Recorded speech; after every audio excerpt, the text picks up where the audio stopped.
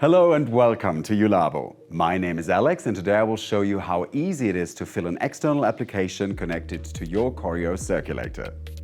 If you haven't seen our video about how to connect an external application, make sure to check it out first before proceeding.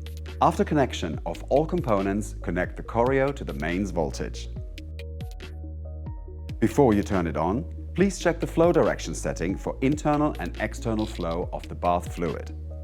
When the lever is pushed to the left, more liquid is pumped to your external application. When the lever is pushed to the right, there is more internal circulation. By default, the lever is positioned in the middle to ensure even circulation throughout the system. Now you can turn on the CORIO.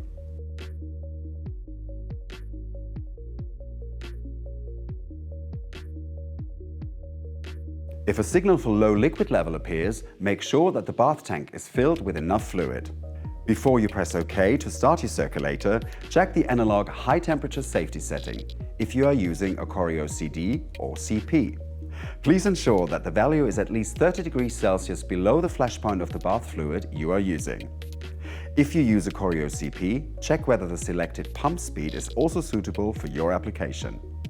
After pressing OK, you can hear the pump running and filling your external application with fluid. Please make sure to keep the liquid level of the bath tank constant and add fluid evenly as soon as necessary. Air will automatically be pushed out while filling up the system.